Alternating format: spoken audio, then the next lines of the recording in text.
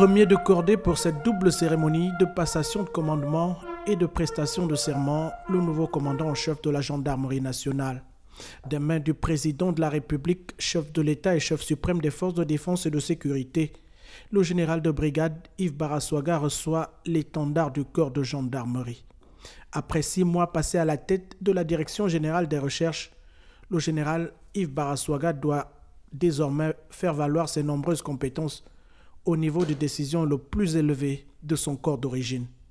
Incorporé le 10 mars 1993, l'homme qui préside aujourd'hui aux destinées de la gendarmerie nationale dispose d'une bonne maîtrise des rouages et mécanismes de la maison.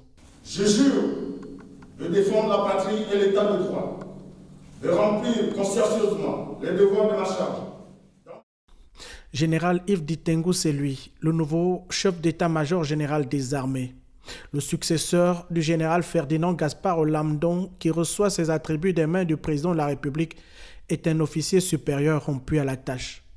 L'ancien commandant du Prytanée militaire de Libreville mesure certainement ce jour le poids de ses nouvelles responsabilités, avec la charge du commandement des opérations militaires sous les ordres directs du président de la République, chef suprême des armées pour la défense du territoire national.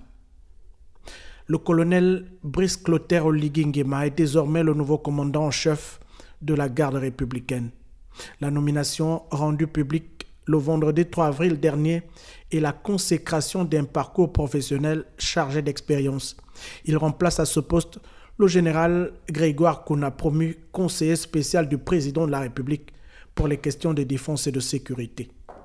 6 mois après sa nomination à la direction générale des services spéciaux, l'ancien attaché militaire à l'ambassade du Gabon au Sénégal bénéficie de la confiance du président de la République.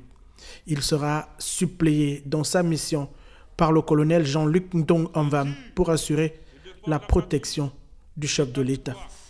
Général de brigade Serge Hervé Ngoma, c'est le nouveau commandant en chef de la police nationale. Né le 25 octobre 1964, l'ancien préfet de police de Libreville, qui remplace le général Yves-Marcel Mapango, assure désormais la charge de la sécurité des personnes et des biens sur toute l'étendue du territoire national. Entré à l'école nationale de police de Franceville en 1990, cet officier supérieur a su gravir les échelons de la hiérarchie des forces de police nationales par son abnégation et son dévouement au travail. À l'issue de la cérémonie, le président de la République a reçu l'ensemble des promus de la chaîne de commandement militaire pour des instructions et des conseils d'usage dans l'accomplissement de leur mission régalienne.